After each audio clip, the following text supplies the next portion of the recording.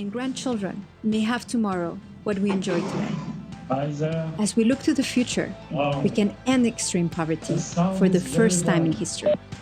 But new challenges such as climate change, natural disasters, conflicts, and rising inequalities demand expertise and experience today more than ever.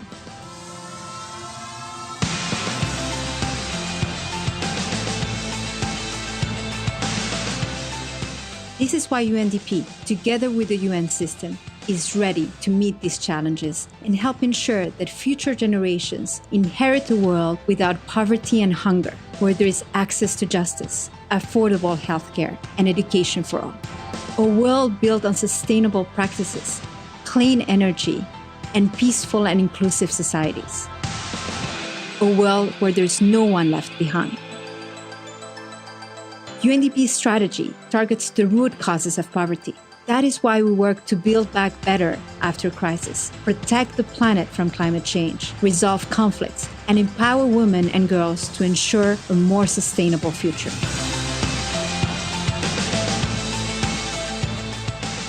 Access to clean, affordable energy reduces emissions and improves health. Teaching people new skills leads to better jobs and opportunities. Access to justice helps resolve conflict and improve human rights, leading to more peaceful societies. Helping governments improve basic services, boost economies, building confidence and trust. But this is not a job we can do alone. Together with citizens, governments, civil societies, business, and international partners, we can bring about a real and lasting transformation for both people and planet. We are the first generation with the resources and the technology to eliminate poverty, and we are the last generation that can stop the effects of climate change. Let's build a better world together.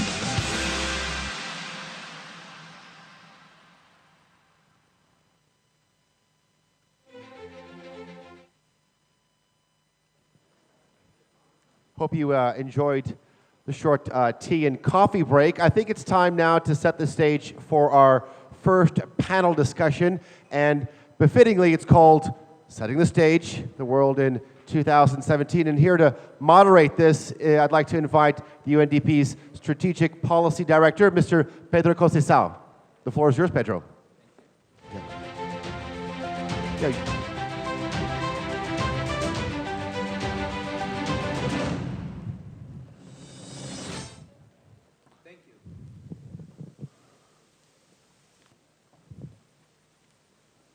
Do we have sound with Pedro? Can we get a sound check from you? Oh. Slight technical difficulties. We do apologize.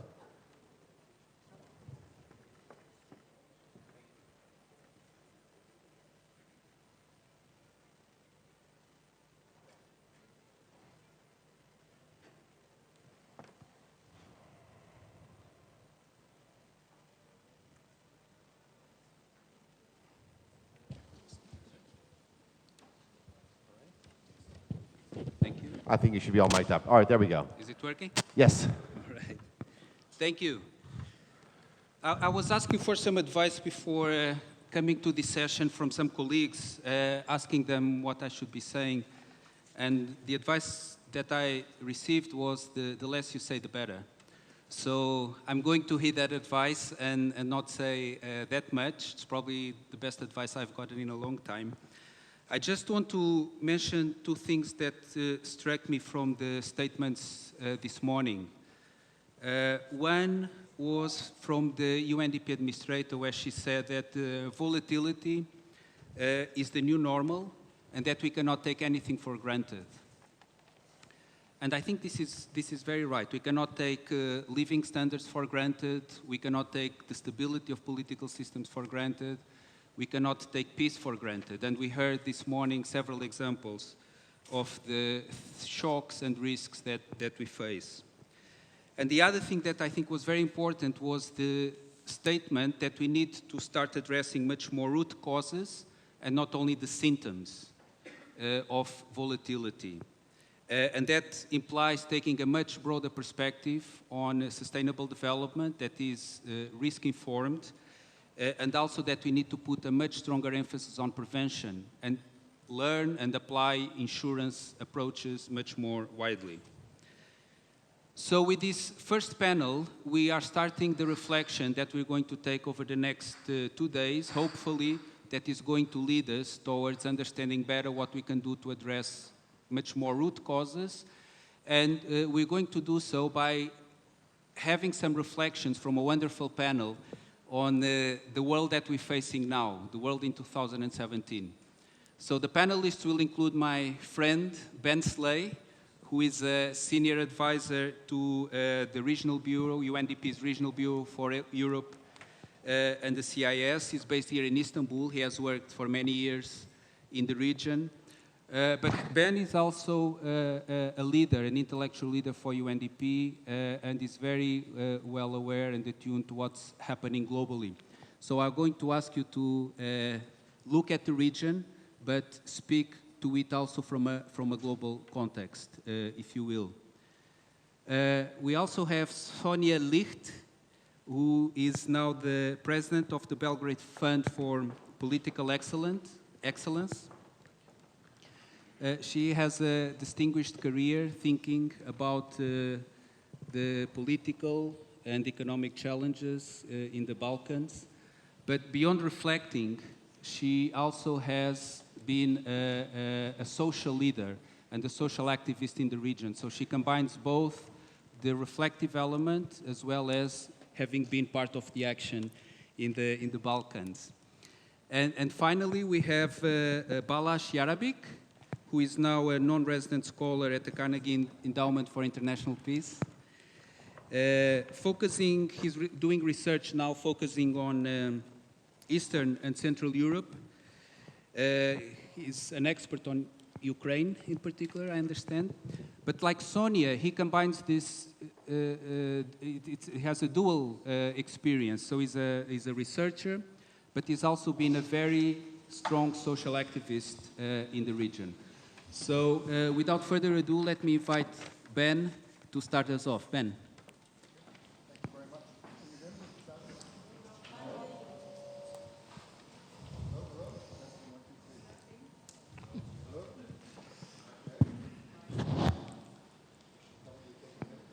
Yeah. We need a sound check on Mr. Ben. Slay.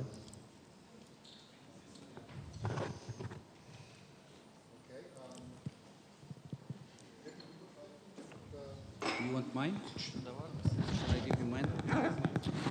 Take mine. They're coming. I'll just speak like this. You can hear me now? Okay. My apologies. All right. That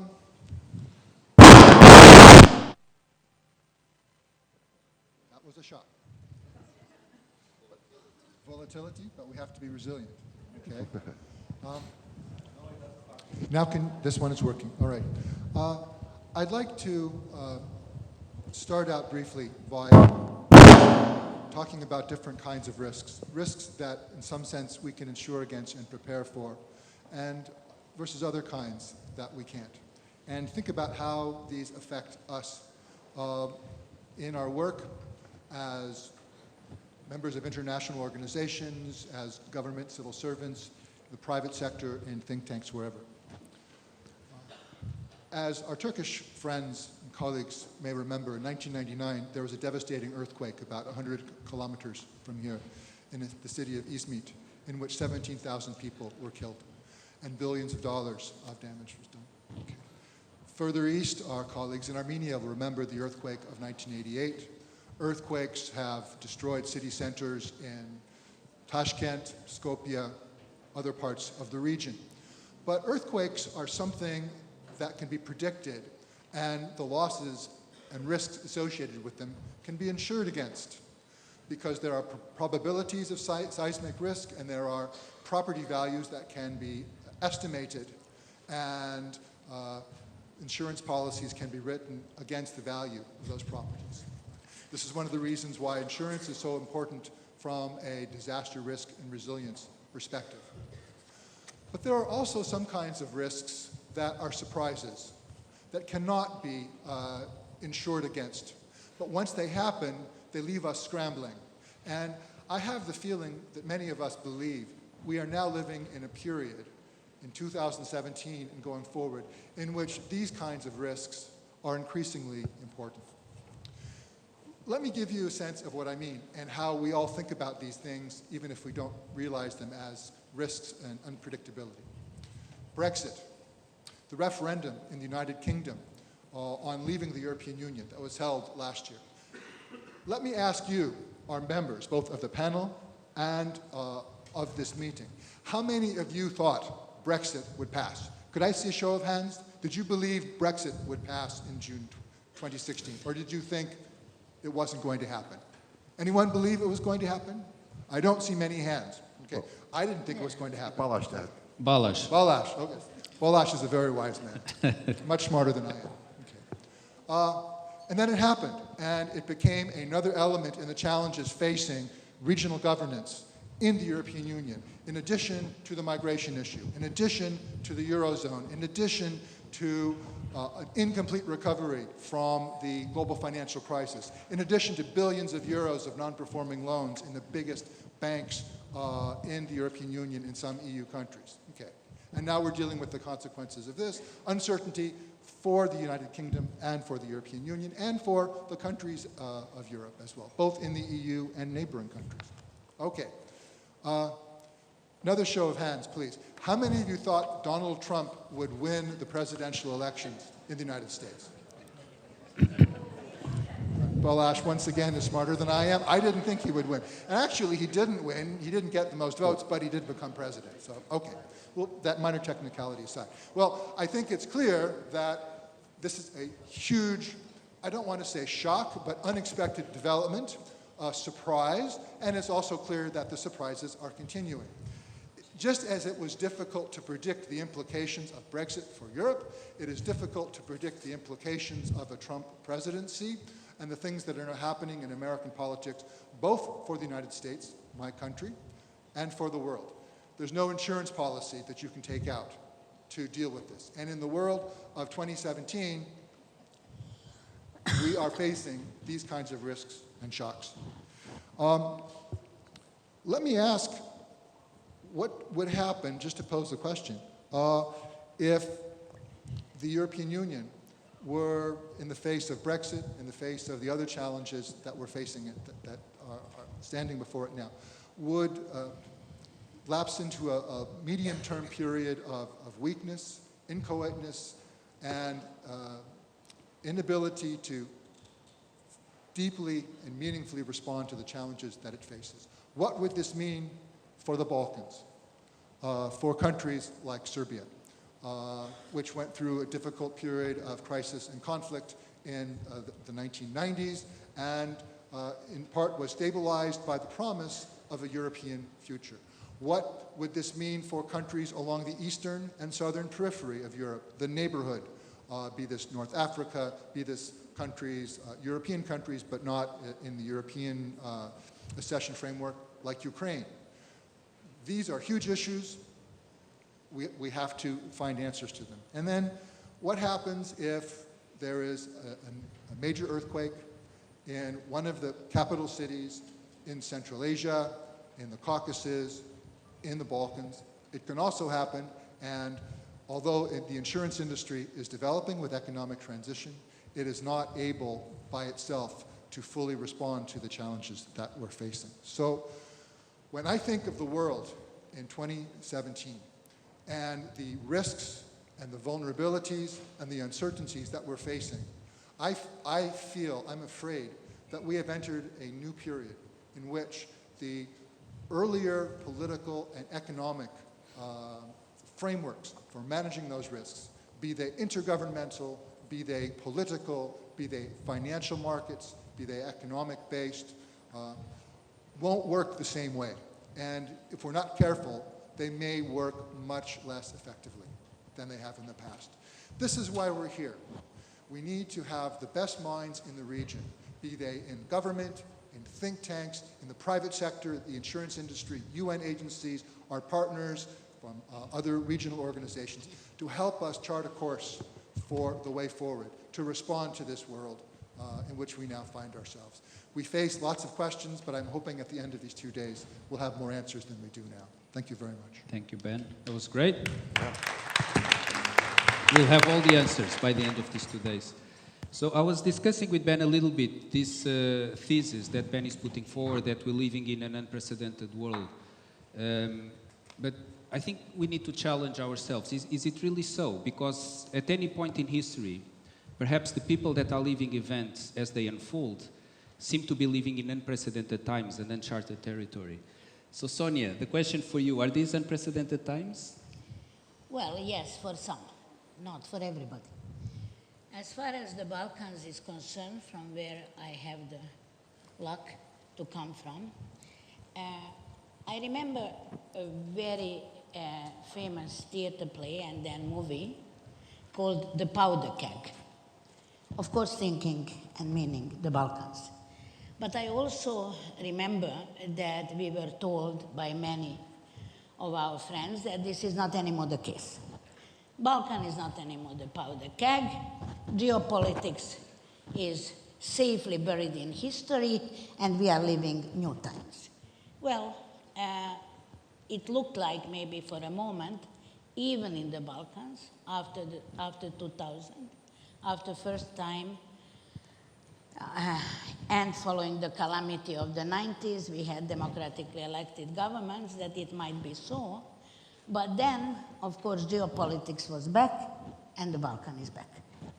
I don't want to say that this is only happening because of stronger and stronger influences from abroad, but there is no doubt in my mind that remaining on the periphery, and this is the major risk, I would say, both security and policy-wise, politics-wise, is exactly that we, in the Balkans, are remaining on the periphery. The moment the hopes for a European integration of the whole region, the moment the promises from the Thessaloniki summit of 2003 are getting weaker and weaker, we are still receiving, as Ivan Krastev, one of the famous thinkers of the Balkans, would say, we are still receiving nice words. We are still receiving kind of vague promises, some money, but the European Union is becoming a moving target, and that moving target seems more and more far away. Why was the European Union such an important common dream for all of us? Exactly because we believed first that we can get out of the periphery or the periphery of the periphery's position. Second, that will mean that we will not become easy prey for whoever thinks the Balkan is important for them, which is true for centuries, but obviously it is somewhat true today as well. And third, because we were hoping that this is exactly going to be the way that we will be able to overcome our differences that are not huge, but as we know from Sigmund Freud, one of the few people that are kind of pushed under the carpet too soon, the narcissism of small differences is still around. So I would say the political and security risks in the Balkans are still around, and I'm very sorry to say, getting stronger than a few years ago. In fact, just a few years back, it looked like that we are the most successful region, post-conflict region in the world, because it looked like that we are managing, also through the mechanism of regional cooperation, and Goran Svilanovic, the head of Regional Cooperation Council, is here. I'm sure he will speak a little bit more about that.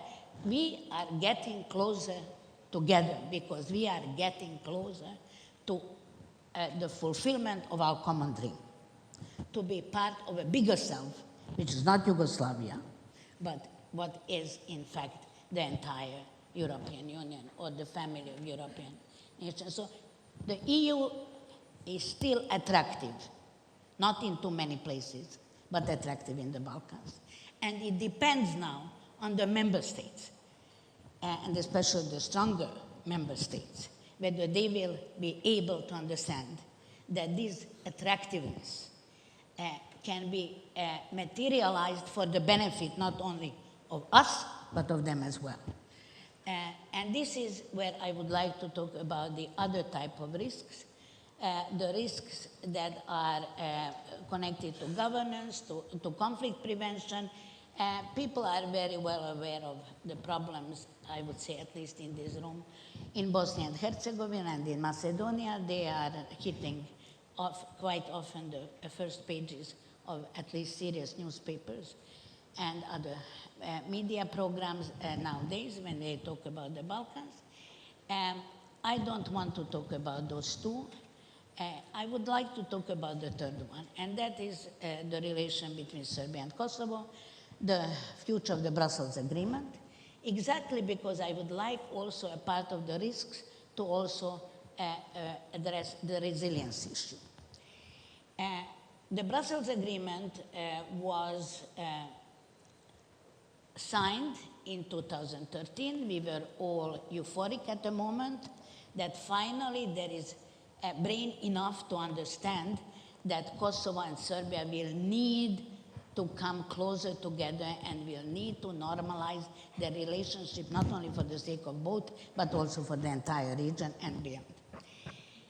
My opinion is that the major reason why this agreement is now on very, very shaky ground is exactly because there was one single factor that was ignored when the Brussels Agreement was signed and is ignored until this very day, that the top of political leadership cannot really achieve a major shift, historical shift, if they don't have the society backing them.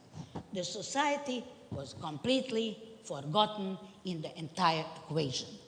And not more and not less than Robert Cooper, a day after Brexit, so it means that he was very emotional, did publicly confirm that this was the problem. And I had a fascinating moment at the Security Days of OSCE that he even apologized not only to Serbia and Kosovo, but to me personally. I never thought this is going to happen. Everybody who knows Robert knows that he's not a person who is easily apologizing. But he was the right hand of Cathy Ashton when the Brussels Agreement was signed and the dialogue started. I am deeply convinced, having an experience of a long-term battle for peace and stability in our region, and human rights, and gender rights, and minority rights, especially the Roma, that resilience is in the society. If you neglect the society, if you neglect various actors such as women, such as youth, such as minorities, you won't have a resilience, not only within the society, but even in neighborly relations and international relations. And this is being missed. A lot of investment into wrong targets. That is what I'm deeply convinced of. And this is, by the way, I like to work with UNDP because they are very often investing in the right targets. The third thing I wanted to mention, the huge economic and social risks, of course, migrations. On the one hand, we are on the Balkan route. Until the Balkan route was open, even our European friends understood that we are not far, far away, but we are close neighbors. The moment the Balkan route was closed, it's being forgotten again. Why do I say this? Because during the route open, during the times in the summer of 2015, when almost a million people traveled through this route, and they had a good transit, we were behaving very rationally, and I would say even humanly, toward the refugees and migrants. We were invited to be at the table in Brussels. The moment the route is closed, we are not invited anymore at the same table. We are not understood as part of the solution, but only as a problem. At the moment, Serbia has around 8,000 refugees and migrants stuck in Serbia. It's a problem, but I think Serbia can deal with it. If these numbers would grow immensely, because we are surrounded by walls and fences, even a fence with electricity inside. Not many people know this, that Mr. Orban and his government decided to electrify the fences. I would never, ever dare to have a nightmare that this is going to happen in Europe in 2017. It's happening. So if there would be a much bigger number of those refugees, migrants, I think the very peace and stability of the Balkans would be seriously endangered. But let me return once again to Serbia.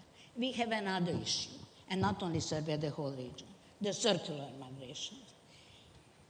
At least a few tens of thousands of Roma were returned to Serbia from Germany on the basis of readmission agreement. Not only Germany, but Germany is the major source of returnees on one hand. On the other hand, let me give you the latest figures of OECD. 2016 hit the record as far as migrants leaving Serbia. 58,000 people moved mostly to the EU. Out of those 58,000, 9,000 graduates, undergraduates, and graduates. So both Serbia and the region are being slowly but steadily endangered by the fact that those who are able to find jobs, those who are able to be the actors of change, are leaving these countries, and we will simply remain with a major lack of professionals, of creative people, of those who can be the agents of change. That is what worries me so much. So it's both refugees, migrants coming from Syria and other places, as well as circular migration that is hitting us very, very hard. Thank you. Thank you. It was wonderful. Thank you, Sonja. So the vulnerability of being in the periphery, the importance of becoming part of a bigger self, the importance of involving society. Same issues, Balazs, in Eastern Europe, Ukraine? Well, first of all, thanks for having me. It's really a great pleasure to be in Istanbul. I guess this is the first time I'm actually being invited by the UN, so it's a special occasion for me. I really appreciate that. Let me pick up where Sonja finished, and kind of put it and explain why I thought that the Brexit and Trump is going to be happening. Simply because for me that is resilience. That is the resilience of the society. Neither Brexit nor Trump is essentially a problem. It's the symptom for a much bigger problem which we don't want to see. And unless we don't want to see, we don't understand the resilience which is coming up from the society. Now, why I thought that Brexit and Trump is going to happen. Actually, Trump I can prove. I wrote 2 days ago in my Hungarian blog, whoever reads Hungarian, why Trump is going to win. Brexit, I was painfully watching the campaign, and I was very afraid, based on the campaign I was watching from a distance, but nevertheless, that the anger, the arrogance, which is coming from my part of people, are going to make sure that the other side of the people will be pissed enough to vote for it. Yeah, there's no rationale behind it. There's a lot of emotions. Resilience is also a lot of emotions, right? And the most important thing for me, I'm a small-town boy. I was growing up in a communist country, in a dissident family, in a small town, and I still do have strong connections in small town. And when I was in America, the United States, just during the last week of the campaign, so I was wanted to raise Trump with my colleagues in DC. And everybody was like saying, oh, no, it's over. Okay, so one of the nights I went to see my friends in Virginia. And they told me, dude, everybody votes for Trump here. And I realized that, the urban-rural divide, which is, actually, and is the third point, I spent the last 12, 13 years in Eastern Europe, where most of the symptoms the Western Europeans are facing now, it's an actual reality, an everyday reality. So resilience I see, and it's a different context, I understand, but for me, that part of the resilience, if not the resilience. Second, Ben, you mentioned the belief, and I believe the belief is why we actually fail in risk management. Because we wanted to believe, I want to believe that we are right, but that has nothing to do with risk management. If I want to believe, I may not necessarily see what is the reality because my beliefs are kind of limiting my understanding or knowledge of risk. And what Sonja, I think it's very important what she mentioned, the ignorance. The attention to these regions are giving when there is a crisis. So the incentives, what we're getting from Western Europe, or for the international community, is crisis. I'm not saying that's the reason there are crises, obviously, but it's one of the factors why actually we getting attention to these regions, Ukraine, the Balkans, and so on. Unfortunately, this is also, since, now it's very, it's very popular to speak about the Russian propaganda, right? At the same time, we don't kind of realize that how much propaganda we have on the other side, right? And how much, essentially the media, what we're getting the information is distorted in a way that crisis is our business. That's what brings in the clicks. That's what brings in the popularity. So kind of resilience is we have to go around it, and how many people are willing to do that is a question. So what Eastern Europe can, what lessons learned from Eastern Europe we can take? In November or December, Sergei Guriev was in Kiev, presented the EBRD Transformation Index. And he said, I have a good news and a bad news. The bad news is that Ukraine is exactly the same as, just after the breakup of the Soviet Union. The good news is that now the Western world is getting close when it comes to happiness to Ukraine. Why is that so? It's nothing to do with the Ukrainian progress, unfortunately. It's much to do that we gaining or regaining the symptoms and structural issues in Western Europe, what we have in Eastern Europe. What are these? First of all, inequality. Second of all is the political polarization. Third of all is the mixed identity and the identity crisis. Who are we, right? Here, obviously, in Eastern Europe is much more ethnic.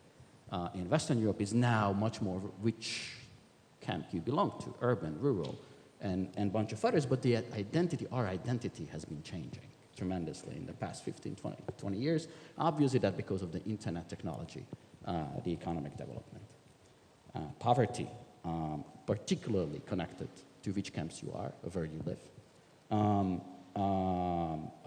Lack of economic growth, the global economic crisis, the discontent between rural and urban areas. I already mentioned the political polarization, as well as the difference in values. Where you live, your values is going to be actually, different. What's leading to, and this is the key thing, eroding trust. Eroding trust in our institutions, eroding traditional state institutions simply because, believe, we have been told, and I still believe in it, that the state is a bad manager and the markets are going to do it for you. As a matter of fact, nobody's going to do it for you unless you do it for yourself, right? And here comes the resilience part, which I wanted to mention. What I see also kind of, and I'm very much afraid of this, that with the anger and arrogance and coming from the global, from the international media, we also seeing lack different opinions, and here comes the actual challenge for this distinguished panel as well as for the conference. What is resilience and risk? Doubling down or dialogue, which means that we are open to the other side arguments and trying to bridge those and find a compromise instead of ignoring and making sure that we essentially putting more money, more attention, more resources into our truths. That's why we have the post-truths. There's no post-truths. There is lack of resources in your PR, if you like. And the issue, the truth is, we both can agree on a certain, and that's the dialogue. This is where, and without the eroding trust and all this is not going to happen. So now about the region particularly, because these were more general things.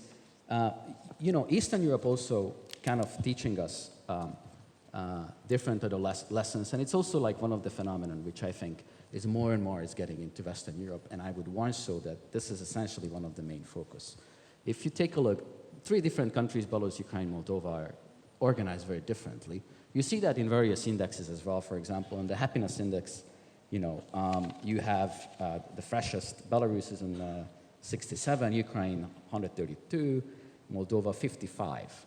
According to the happiness, Moldovans are the most happy people in the region. Well, the Human Development Index puts Belarus 51, the strongest, Ukraine 84, and Moldova 107. Now, what I see is the key thing is the actual how the countries are organized between formal and informal institutions. Ukraine, Moldova, it's much more about captured state for the benefit of informal institutions, oligarchy, and so on. And essentially, if you would research the social contract, what is the social contract between the elites or the state and the citizens, you really wouldn't find any. That's one of the reasons the geopolitics are so much in the limelight, in the media limelight as well as the international limelight, and which, obviously pushing down governance is the main focus. I mean, Belarus is different. Belarus is the formal institution, the state, which essentially has become an ideology after the breakup of the Soviet Union, but also it's a kind of value. But the first time independent Belarusians have a state, and yes, there is a lot of identity issues there as well, but everybody agrees that the state is important. Now, what is the relationship, the social contract between the state and citizens, is what is changing, slowly but surely, but it's still managed by the state compared to Ukraine and Moldova, where the informal institutions took over. Unfortunately, in Ukraine, when you're taking a look after the Orange Revolution, as well as what happened in the Maidan, these structural element organizations did not fundamentally change. And unless there is a change, there's a big pressure now. There's a de-oligarchization, which is run by an oligarch. So it's a question is where actually is going to lead to. But, you see an interesting phenomenon that Belarus is, the state role is changing, the private sector role is growing. In Ukraine, there is a certain de-oligarchization, but the state, the social contract and the role of the state, which the reforms are all about, is still not clarified. And in Moldova, unfortunately, we have the geopolitics, and as far as I see, this is how it's going to remain. So I'm going to stop here, right here, and again, I think the key issue here, we should focus on how we can make the dialogue as the leading, how we can make the governance as the leading over geopolitics, as well as the post-truths and all these issues, which I feel is not leading toward anything else but more anger and more resilience from the other side. Thank you. Thank you. Thank you. So let us now start the dialogue between the panel and all of you. So any comments, questions, please raise your hand. And as you start to intervene, please introduce yourself and make it brief to give opportunity to as many colleagues to participate as possible. I see a hand there. Yes, sir, please. Thank you very much. Erkinbek Kasabekov, UNDP, Kyrgyz Republic. Thank you to all speakers for excellent presentations. And my question goes to Ben Slay. Actually, risk identification and risk response management was always part of any successful development project. So after your presentation, my understanding is there are risks and risks. So my question is, should we revisit our business model and implement our projects differently? Or what would be your advice, and can you elaborate on that? Thank you. Thank you. More questions, comments?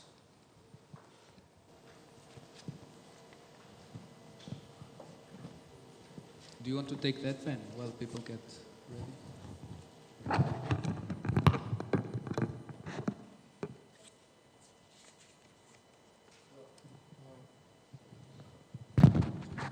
Here we go.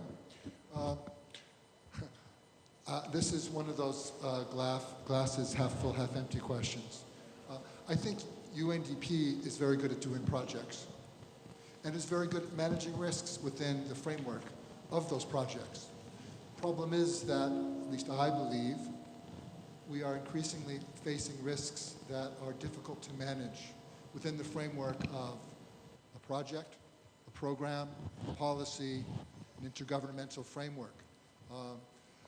I think that there are lessons that we may be able to learn from how good project-based organizations do their work for risk management.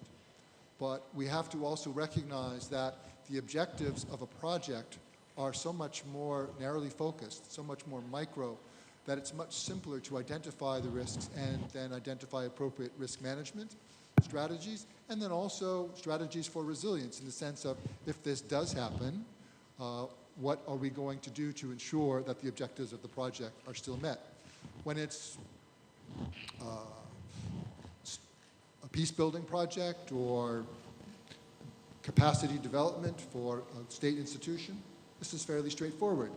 When it's global climate change, preventing violent extremism, managing threats of contagion, financial contagion, or epidemiological contagion across borders, all of a sudden the complexities grow in orders of magnitude. So I think that indeed there are certain lessons that can be learned for risk management more broadly from good project administration, but I think the limits of those lessons are also important. So I think my personal view, we can stick with what we're doing as UNDP with our projects. The question is how more broadly can we extend the lessons that come from that.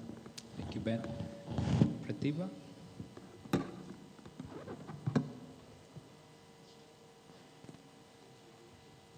Yes, thank you very much to all the panelists. I think the bottom line from all three is that the importance of inclusive governance and inclusive societies. But then how do you explain the phenomena, the current phenomena that we are seeing, where citizens are voting for exclusion and I think from country after country, that's what we are seeing. So how do you explain this phenomena that on the one hand, there is this premium on inclusion, and on the other hand, the citizens are voting in politicians who are contesting elections on exclusion? Thank you. And Pratibha is the United Nations Resident Coordinator in Tajikistan. And Brian, please. Good morning. I'm Brian Williams, the Resident Coordinator in Albania, in Tirana. Thank you, panelists. Super interesting comments. I guess my questions go to the last two speakers. I would be curious, Sonja, in some discussion about Belgrade-Tirana relations. So I am very intrigued by your notion that the lack of participation in political discussions is critical. And so if you have comments to the United Nations about what we could do more to try to make these political processes more inclusive, which I think is partly an answer to the previous question, but how can the UN do that more? Because we need the support of our partner governments to enable us to facilitate those processes. So comments on that. On the social contract and trust in institutions, a huge issue also in Albania. And a little bit the same question, you know, how do we go, I agree with the diagnosis, but how do we go about getting institutions to be more responsive to citizens and create a social contract where there is not one before? In Albania, we've done 3 years in a row now a trust in government survey as UNDP, which is very interesting and is trying to at least provoke this discussion. Thank you. Thank you, Brian. We'll take two more, please. Yes, good morning. Michael Rupp from the European Union delegation in Turkey. I was a little bit intrigued about the flippant remark of Mr. Jarabik that Brexit was a sign of resilience. Could you explain this to us in the face of that there was no plan, immense lack of clarity what was involved, and very likely, arguably, high costs for government, currency instability, employment reduction, freedom of movement questions for people put in jeopardy, and social tensions. So would be very interested to see how this increased resilience in the United Kingdom or in Europe. Thank you. Thank you. So we'll get the last from this round. Thank you very much. Thank you very much for very interesting presentations. My name is Besnik Tahiri. I'm from Kosovo. I represent Kosovo Local Government Institute. We work mainly with local governance and with decentralized system of governance. I have one comment and then maybe a question for the entire panel. We are all very concerned because we cannot predict Trump policies, we cannot predict the role of the government in development. Don't you think that we also have to reflect as development experts, as development leaders, to reflect where we failed in development interventions? And if we want to follow Ms. Clark's point that we need a global political will and strong institutions to support development interventions, then why we are not rethinking our development strategies? I'll take 2 points. We did, in the last decade, we did lots of evaluation reports. Where are all recommendations? What we have done to implement and how much we link the research findings and the implementation in this level. Second, where we failed with the concept of global citizens, with greater participation. Why this didn't work? I think that this forum and organizations like UNDP should seriously think where we have failed and how we can create stronger arguments in order that we convince global leaders and we have strong global political support to development interventions. Thank you. Thank you very much. Shall we start with Balazs this round? Is that okay? Yes. So let me start with the social contract. Yes, this is the billion-dollar question, if you like. But the easy answer is actually 2 answers for that, or 2 points for that. I think what we're struggling, both in the regions of Central and Eastern Europe, as well as on a global level, is the role of the state. What is the role of the state and the capacity of the state vis-a-vis the markets and vis-a-vis the citizens? And I think what we lost is the regulation. The state should be a regulator.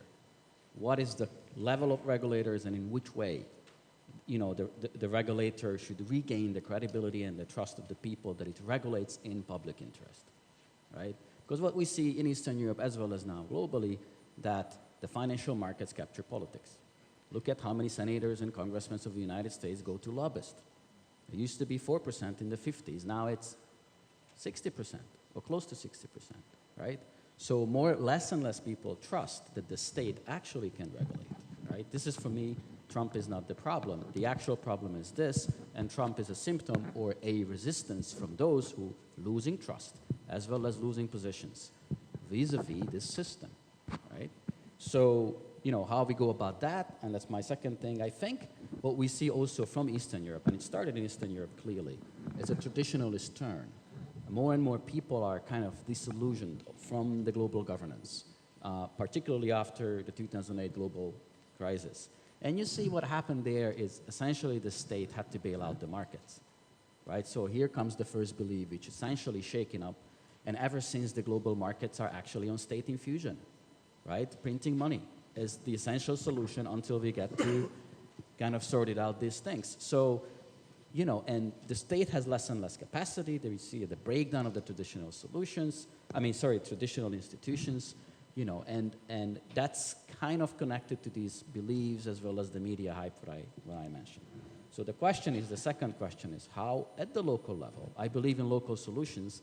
Even McDonald's gives you the food, no longer have only what you have in America, but gives you the food of local produce and when McDonald's think people like at that particular place. So these local solutions is also very kind of, coming back with these traditional revolutions. And what you're gonna, the question is, and this is the ultimate goal for the dialogue, I believe, how are you gonna combine the traditionalist values with the liberal ones? Meaning the global society with the local ones. And I think each of the countries is gonna be different or local, right? So there's not gonna be a universal solution. If it would be one, we would actually already live in happiness everywhere. So it's not the case.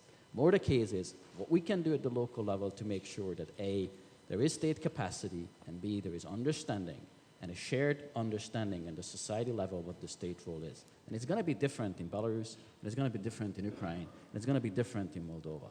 Our role, I believe, and I also worked for 15 years as a development aid executive, our role is to be a facilitator, not the ones, the enforcer on making sure that I'm going to tell you, Sonja, what to do in Serbia. It's ridiculous, right? Our role is more, okay, what we can facilitate and making sure that there is real knowledge in the system. Because with arrogance and anger comes ignorance, and with ignorance comes lack of details, and development is about the details. The knowledge is about the details. Let me quote, there is a discussion a few days ago, you know, the Senate hearing on the Russian, whatever, relationship, and asking, oh, Mr. Comey, you're the FBI head. So have you heard about Gazprom? Yes, it's an oil company. That's what I'm talking about. It's not, right? So the issue is that this shouldn't be the knowledge, the level of knowledge we are satisfied with. The local knowledge about we are having and accumulating should be much bigger and much nuanced to actually find those local solutions. And on the Brexit, what I try to say is Brexit not a resilience from the entire society viewpoint, but from those who are increasingly feel as losers of the global economy, where the global economy is going locally, right? The description is that, you know, the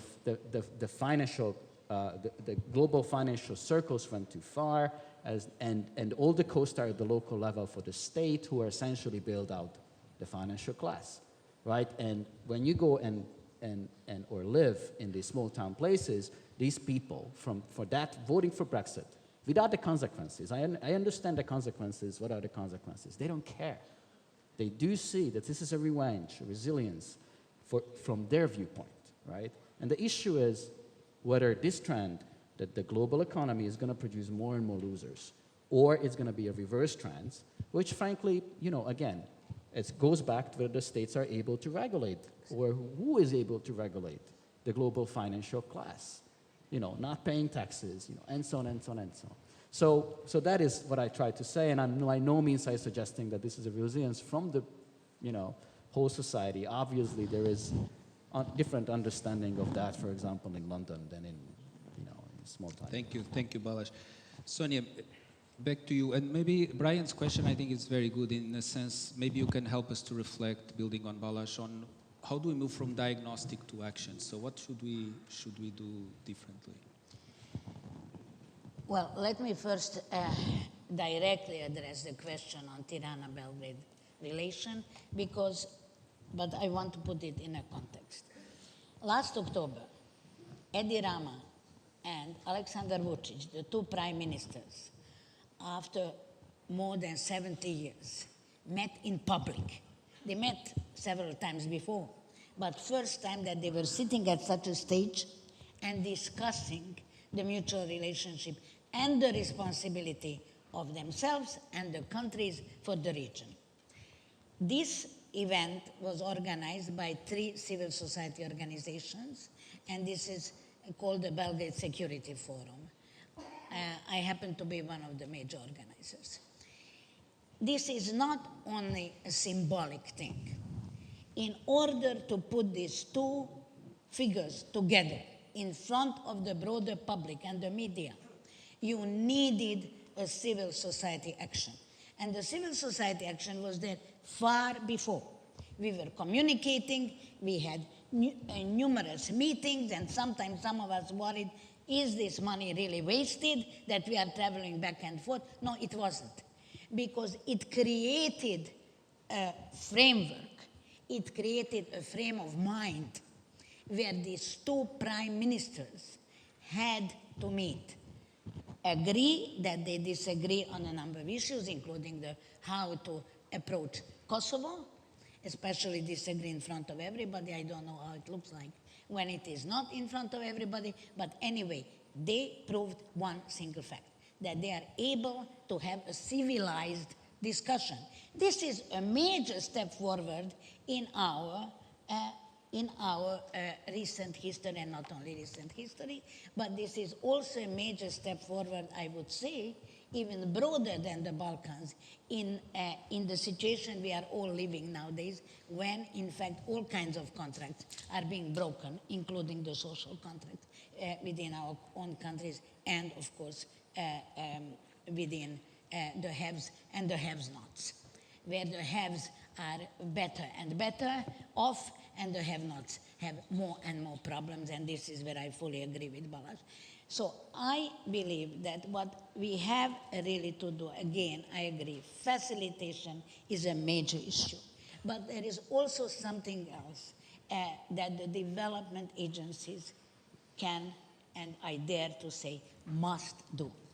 They must find a way to give a voice and make that voice heard of those who are the underdogs of privatizations who are in our countries, which were all horrible, the underdogs of the global financial power, those who basically now know that they are angry and that they don't buy anymore the nice words, but those who have power and have a necessity to change things.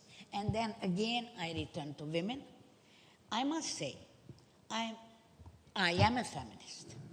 I do believe that women are able to have a different kind of approach, not because they are so much different, but because they have a different history.